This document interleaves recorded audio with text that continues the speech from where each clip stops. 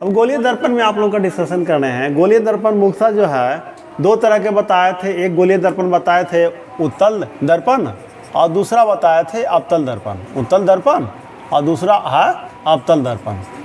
तो अवतल दर्पण, तो गोलीय दर्पण का निर्माण कैसे होता है? ये खोखले गोले को काट करके, जैसे मान लीजिए खोखला गोला है कांच का, इसको काट करके हटा दिया जाता है। मान लीजिए यहाँ से हटाए ये बी पोर्शन, इसको खोखले गोले को, ये शीशे को हम लोग जो है हीरा से काटते हैं। सो मान ले सपोज ए बी काट करके यहाँ पे ले आए और इस ए बी में इधर से अगर रजत डाला, रजत का पेंट कर दिए, इधर से रजत का पेंट कर दिए, तो इसका परावर्तक सतह उभरा हुआ हो गया, तो ये उत्तल दर्पण हो गया।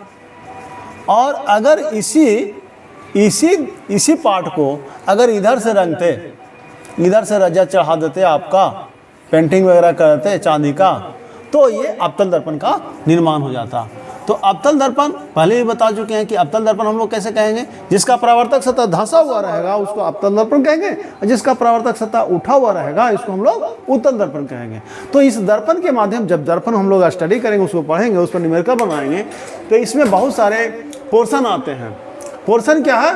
इसमें बहुत सारे पोर्शन आते हैं।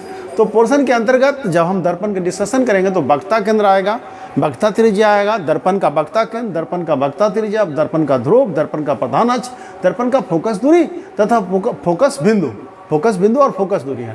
तो दर्पण का वक्ता केंद्र कहते किसको है?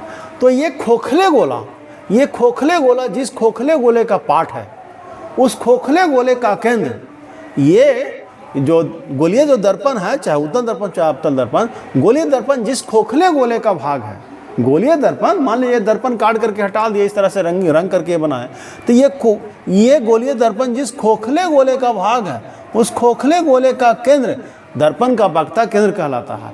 ये जो गोलीय दर्पण है, ये गोलीय दर्पण का जो जिस खोखले गोले का भाग है, उस खोखले गोले का केंद्र इस दर्पण का वक्ता केंद्र कहलाता है। इस गोलीय दर्पण का, ये गोलीय दर्पण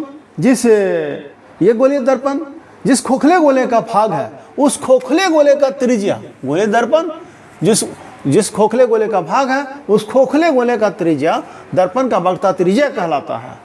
ध्रुव किसको कहेंगे? ये गोलीय दर्पण का जो मध्य बिंदु होता है, उसको हम लोग ध्रुव कहते हैं। ये गोलीय दर्पण जिसका मध्य बिंदु जहाँ पे होगा उसको हम लोग ध्रुव कहेंगे। प्रधान अक्ष किसको कहते हैं?